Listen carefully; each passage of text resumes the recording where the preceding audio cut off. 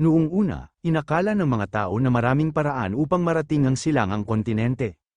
Ngunit kahit na pagkatapos ng lahat ng oras na ito, ang tanging paraan na alam ay sa pamamagitan ng Bayan Archipelago, na kung saan ay lubhang mahirap. Kaya naman, sa loob ng 3 taon, 31 players lang ang nakarating sa East Continent. Dahil sa kondisyon ng pag-abot sa silangang kontinente sa pamamagitan ng Bayan, ang mga manlalaro na nakarating sa kontinenteng ito ay kabilang sa mga pinakamahusay. Bagamat narating nila ang lugar na ito dahil sa pagiging maswerte kaysa sa iba, sila ay malakas din. May nagsasalita, at napapasigaw, at sinasabi nito na ilang araw na lang ang nakakaraan mula nang siya ay nasa sabik na madaling makarating sa silangang kontinente, dahil sa Fog Island na lumitaw ng maaga.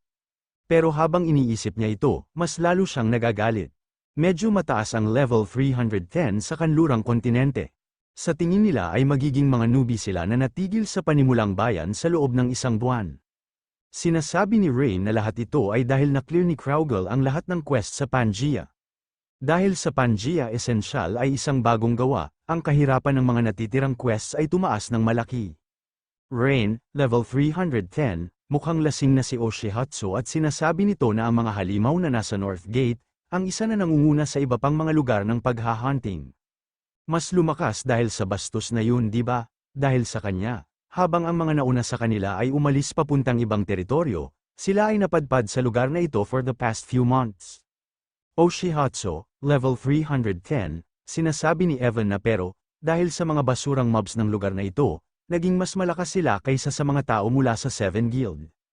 Hindi lang yan, ngunit nakabili sila ng 40 nito, na kailangan niyang dumaan sa North Gate. Malapit na silang makaalis sa lugar na ito. Evan, level 312. Naglabas ito ng isang bag, isa itong Golden Walnut.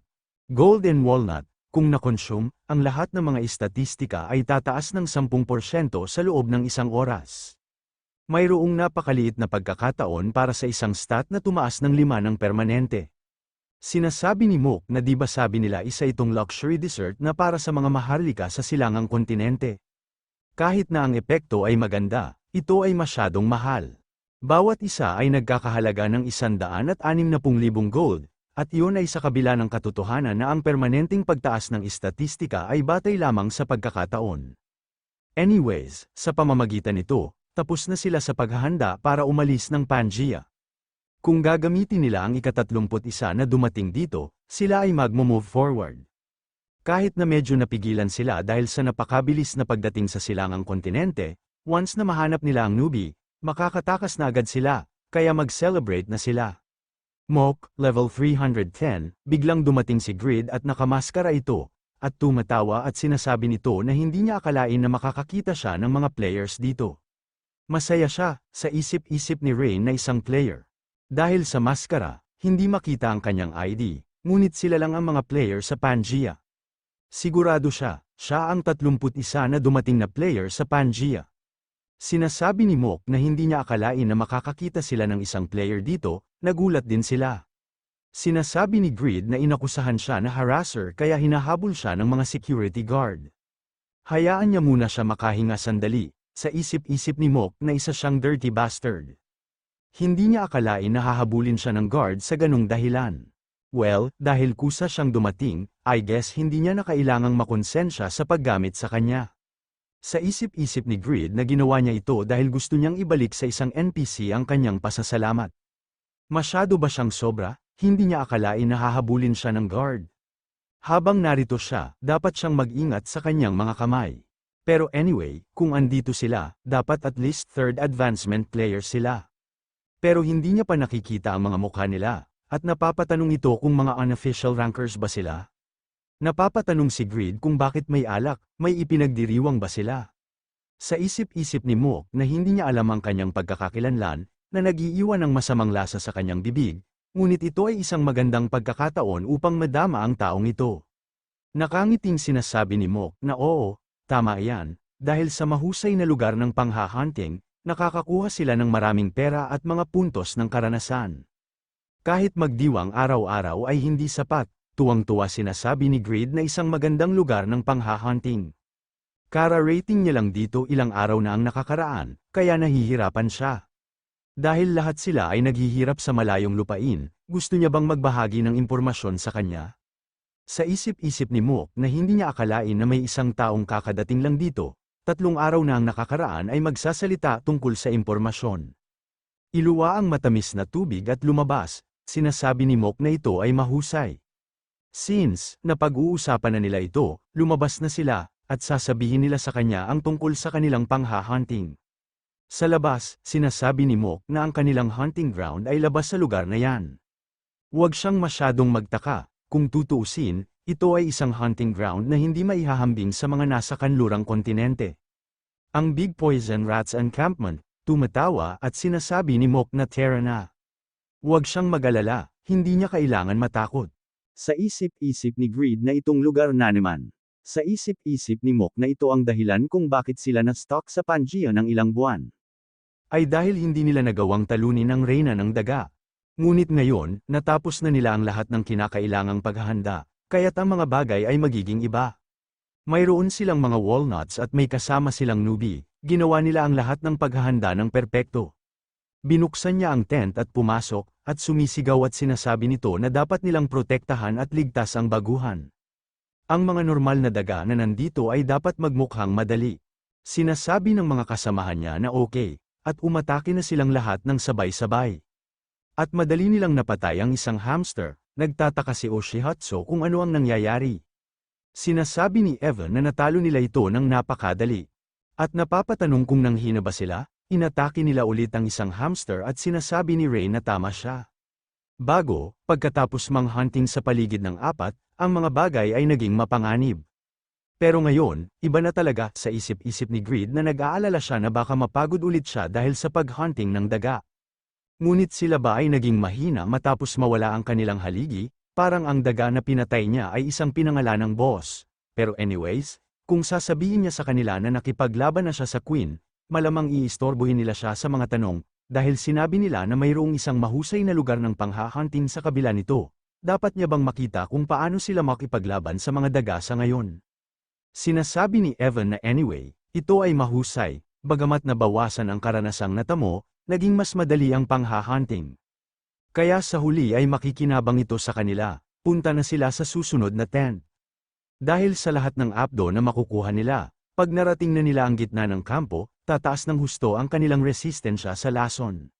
Sinasabi ni Oshihatsu na kung ang kanilang poison resistance at level ay patuloy na tumaas ng ganito, siguro dapat silang mag-hunt ng poison troll ng kanluran na nabigo nilang ma-hunt noon. Sinasabi ni Ray na ito ay mahusay, patuloy pa ba silang mang-hunt ng mga normal na daga sa halip na ang boss? Pagkatapos ng lahat, ito ay magiging isang pag-aaksaya ng mga gold walnut.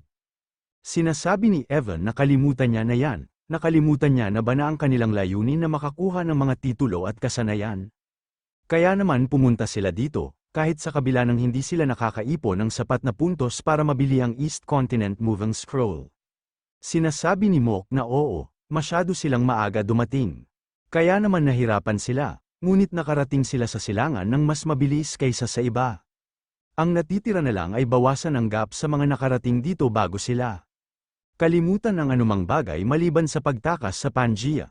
Ang huling hadlang na dapat nilang malampasan ay ang reyna ng daga. Hindi niya alam kung anong nangyari, ngunit kung hindi nila siya matatalo, hindi sila makakalagpas sa lugar na ito. Dahil dun sa halimaw na yun, kaya dinala nila yung golden walnuts at yung newbie na yun. Sinasabi ni Evan na pero magiging okay ba yun, kung tignan niya kaya ang party window. Kahit na ang kanilang mga klase ay itinakda bilang hindi isinisiwalat, level 321 ang newbie na yan. Sa tingin niya magiging okay, sinasabi ni Mook na dahil lahat sila ay may 3rd advancement class, hindi dapat malaki ang pagkakaiba ng PvP. At mayroon silang bentahe sa dami. Kung may mangyari man, masusugpo nila siya. Ngunit gayunpaman, naglagay siya ng isang ilusyon sa mga golden walnut, tama ba? Sinasabi ni Evan na oo, kahit na ang baguhan ay may high-level appraisal skill o item, ang mga ito ay malamang na magmumukha lamang ng mga normal na walnut. Kung tutuusin, kung tatakas siya sa kanila dahil mukhang mahal sila, nababaliw sila. Wala silang magiging problema sa susunod na oras, kaya huwag mag-alala. Sinasabi ni Mook na okay, halos na-cleared na nila ang unang bahagi ng kampo. Dahil nasa paningin na ang tent ng reyna, iset up na nila ang stage. Mr. Half-Mask, nakikita niya ba ang malaking tent? Doon nakatira ang mag-asawang pinuno ng lugar na ito. Nagtataka si Greed kung bakit siya tinawag na Mr. Half-Mask. Sinasabi ni Mook na ang problema ay dahil sa sobrang lakas ng mag-asawa, wala silang paraan para bigyan sila ng maayos na pinsala. Sigurado siya na ang tanging may kakayahang mag-hunt sa kanila ay mga superhuman tulad ni Kraugle, Zibble, o si Greed. Naiinis at napapatanong at sa isip-isip ni Greed kung bakit siya ang huling nabanggit. Sinasabi ni Greed na sa totoo lang, ang reyna na yun. Hindi pa tapos magsalita si Greed, tumawa na agad si Mook at sinasabi nito na huwag siyang matakot. May paraan sila para sa dealing damage sa kanya, pwede nila siyang pangunahan nitong mga walnuts na gustong-gusto ng reyna. Binato ang bag kay Greed at nagtataka pa ito sa walnuts na binato sa kanya. Sinasabi ni Mook na ilagay ang isa sa mga bawat 2 metro mula dito hanggang sa pasukan ng tolda ng reyna. Kapag ang reyna ay naakit sa amoy at lumabas sa tent, aalis na sila sa lugar na ito. Sa isip-isip ni Greed na dahil dumating sila sa silangan bago siya, balak niyang sabihin sa kanila ang totoo basta ginabayan nila siya sa lugar ng panghahunting, ngunit tinatanong ni Greed sa kanila kung bakit siya, sasamantalahin ba nila ang sitwasyon at aalis na lang. Nakaramdam naman ng takot si Mook at sa isip-isip nito na ano ito. Ang lakas ng nilalabas niyang pressure, takot na sinasabi ni Mook na walang paraan. Mr. Half-Mask, halata naman na sasama siya sa kanila. Galit na sinasabi ni Greed na ngunit kung susundin nila ang plano, siya ang magiging tanging target ng reyna. Kung ito ay napakadali, bakit hindi niya gawin ito? Tumatawa at sinasabi ni Mook na gustong-gusto ng reyna ang mga walnut, kaya wala siyang pakialam sa mga tao.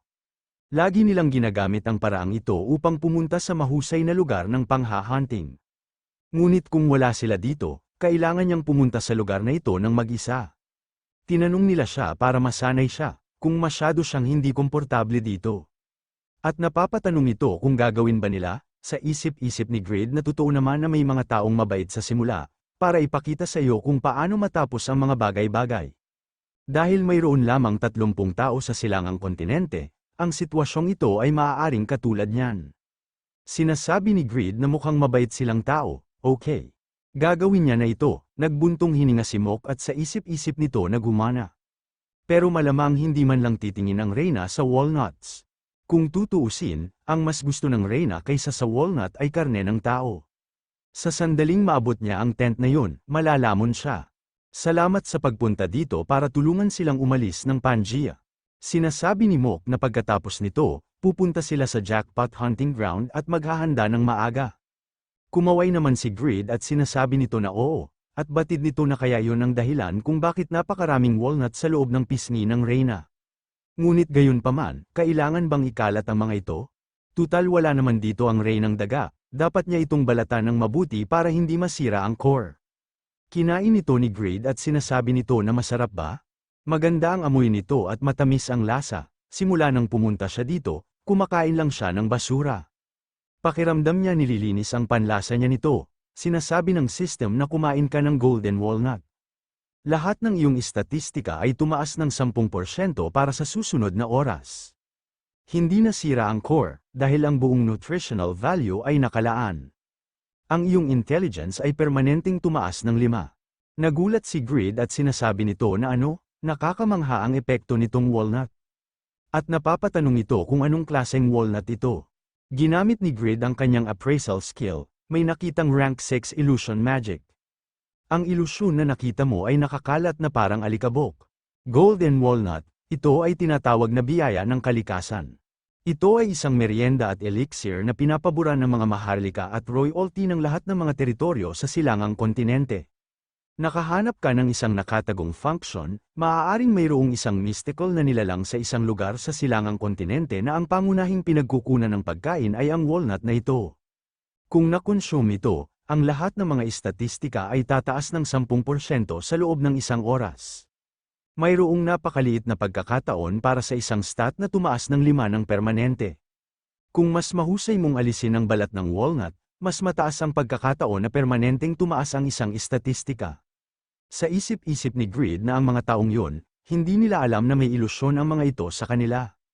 Kaya naman nagpasya silang gumamit ng isang bagay na napakahalaga bilang pagkain ng halimaw, hindi niya akalain na hindi nila mare-recognize ang isang ginto, Nakakaawa sila, malamang marami na silang ibinagsak sa ngayon, kung sasabihin niya baka mabigla sila. Oo, sa palagay niya ang pagkuha lang ng mga ito ay magiging mas mabuti para sa kanila. Napatay niya rin ang reyna ng daga, kaya dapat mas madali na sa kanila ang panghahunting ngayon, so I guess hindi niya na kailangan maawa sa kanila.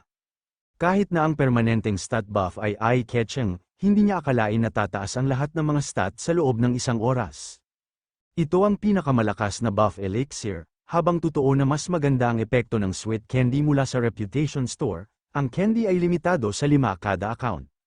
Sinabi ng SA Group na ang pinakamalakas na organismo sa Satisfy ay ang mga dragon. Sinasabi pa nga nila na hindi sila para manghunt ng mga manlalaro. Kung si Minor, na kasalukuyang nag-iimbestiga sa kanila, ay nagdadala ng impormasyon tungkol sa mga dragon, mapipilitan silang harapin sila. Ang sweet candy ay sinadya na gamitin noon, na hanggang sa sandaling yun, ang walnut na ito ang pinakamalakas na buff item.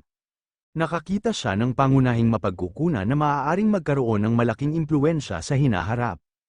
Kung makakahanap siya ng paraan para kumuha ng marami sa mga ito, maaaring magkaroon nito ng malaking epekto. Biglang tumunog ang tiyan ni Grid, at sinasabi nito na oras na ba ng pagkain? Ang hunting ground na ito ay nasa isang lugar sa nakaraan. Nahirapan siya ng husto dahil sa stamina, at napapatanong ito kung kumain na ba siya. Makakabalik siya mamaya, at since nawala pa ang reynang daga, wala siyang magawa. Parang nakakaawa silang mga tao, kaya hindi siya dapat kumuha ng experience sa kanila. Dapat lang siya manood ng Han Sokbong tournament. Masyado siyang mabait, inabot na sila ng gabi, napapatanong sila kung bakit walang tunog na nanggagaling doon. Hindi ba dapat may naririnig silang sigaw, at least? Lumulubog na ang araw, oras na para gumalaw ang mga daga. Sa nakikita ko sa window ng party, hindi pa rin nagbabago ang kalusugan ng lalaking iyon. May dumating na mensahe, nag-message si Grid at sinasabi nito na hey guys, wala doon ang reyna. Kaya go lang, umalis na siya sa lugar para maghanap ng makakainan. Umalis na si Grid sa party, napapatanong si Oshihatsu kung ano ang sinabi niya.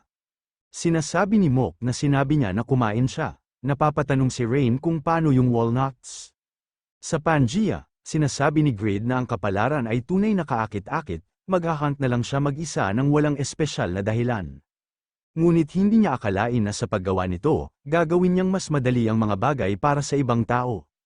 Tumatawa at sinasabi ni Grid na parang marami siyang ginawa kamakailan. May napansin si Grid at napapatanong ito kung bakit maraming tao, may festival ba na nagaganap kasama ng blacksmithing tournament? Dapat niyang tanggalin ang maskara. Napapatanong si Grid kung bakit lahat ay yumuyuko, may napansin si Grid sa malayo, at bigla ito napahinto, at sa isip-isip nito na si Randy, hindi siya yun, teka lang, si Pagma.